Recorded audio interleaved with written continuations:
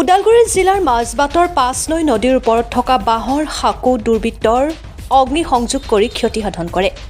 Footbridge নিৰ্মাণৰ দাবী ৰাইজৰ। যোৱা নিশা শোণিতপুৰ জিলা আৰু ওদালগুৰি জিলাৰ সীমাত থকা পাঁচনৈ খুটি গাঁৱৰ পাঁচনৈ নদীৰ ওপৰৰ বাঁহৰ সাঁকোখন কোনো দুৰ্বৃত্তই নিশা প্ৰায় 1:30 সুযোগ বুজি অগ্নিসংযোগ কৰি আঁতৰি যায়।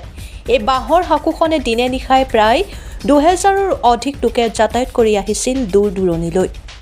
উক্ত সাঁকোখনে দি অধিকাংশ ছাত্ৰ ছাত্ৰী যাতায়াত কৰি আহিছিল। অগ্নিসংযোগ ঘটনাক লৈ অঞ্চলটোৰ ৰাইজে একেমুখে ধিক্কাৰ দিয়া পৰিলক্ষিত হয়। বৰ্তমান উক্ত গাঁৱৰ যুৱকসকলে ছাত্ৰ ছাত্ৰীসকলৰ সুবিধাৰ্থে দুৰ্বৃত্তই অগ্নিসংযোগ কৰা বাঁহৰ দলংখন পুনৰ নিৰ্মাণৰ কাম হাতত লয় বুলি সাংবাদিকক জানিবলৈ দিয়ে বিষ্ণু দৈমাৰীয়ে। বিষ্ণু দৈমাৰীয়ে চৰকাৰৰ ওচৰত দাবী জনায় যে অতি সোনকালে অসম চৰকাৰে পাঁচনৈ নদীৰ ওপৰত এখন ফুটব্ৰিজ নিৰ্মাণ কৰি দিয়ক বুলি দাবী জনায় চৰকাৰক। দলংখন নিৰ্মাণ সম্পূৰ্ণ হওঁতে প্ৰায় 20 দিনমান লাগিব বুলি স্থানীয় যুৱক ৰত্ন দৈমাৰীয়ে জানিবলৈ দিয়ে। দলংখন দুৰ্বৃত্তই কি কাৰণত অগ্নিসংযোগ কৰিলে বাতৰি লিখা পৰলৈকে জানিব পৰা হোৱা নাই। মাজবাটৰ পৰা পংকজ কুমাৰৰ ৰিপৰ্ট, অৰুণোদয় আছাম।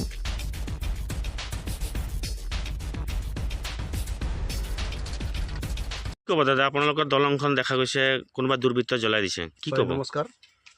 প্ৰথমে এইখন হৈছে দলং পাঁচনৈ নদীৰ ওপৰত বাঁহৰ ব্ৰিজ।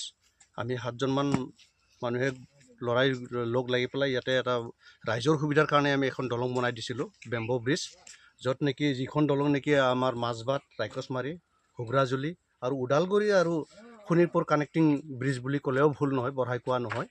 আচলতে যোৱা নিশা প্ৰায় 11:30মান বজাত কোনোবা দুৰ্বৃত্তই হিংসামূলক ভাৱ লৈ পেলাই কৰিছে নে কি নাজানো, এয়া ৰাতি 11:30মান বজাত অগ্নিসংযোগ কৰিলে।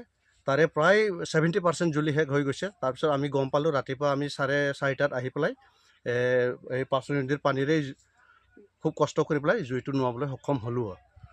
এই ৰাস্তাইদি ছাত্ৰ ছাত্ৰী যাতায়াত কৰে নেকি? অকল এই ৰাস্তাইদি ছাত্ৰ ছাত্ৰী নহয়, বিভিন্ন ব্যৱসায়িক প্ৰতিষ্ঠানৰ মানুহে এইটো দি অহা যোৱা কৰে, য'ত নেকি মাজবাটখন খুব ব্যৱসায়ৰ প্ৰতিষ্ঠানৰ কাৰণে এটা কেন্দ্ৰস্থল হৈ পৰিছে। আৰু ঘুগৰাজুলি এইটো ৰাস্তাইদি ছাত্ৰ ছাত্ৰী স্কুলৰ কলেজৰ গোটেইবোৰ ছাত্ৰ ছাত্ৰী এইটো দি অহা যোৱা কৰে। আনকি মাজবাট কলেজ হওক, ঢেকাজুলি কলেজ হওক, আৰু আমি তেওঁলোকৰ পৰা কোনো ধৰণৰ আমি ইয়াত ফিজ নলওঁ, আৰু আমি ৰেলৰ পৰাও নলওঁ যিহেতু, আৰু প্ৰশাসনিক বিষয়ৰ পৰা আমি কোনো ধৰণৰ ফিজ নলওঁ।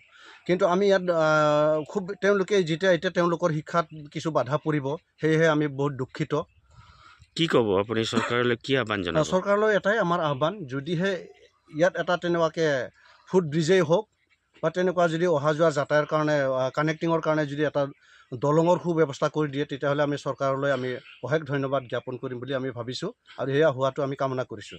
এই ৰাস্তাইদি কিমান মানুহ যাতায়াত কৰে ডেইলি? এইটো ডেইলি আপোনাৰ এইটো ৰাস্তাইদি 2000, 3000, 2500 মিনিমাম 1ৰ পৰাই আমাৰ 3000মান মানুহ এইটো দি অহা যোৱা কৰে। আৰু বাইক কাৰ অহা যোৱা কৰি থাকে, কাৰ পৰ্যন্ত আমি এইটো দি পাৰ কৰাওঁ।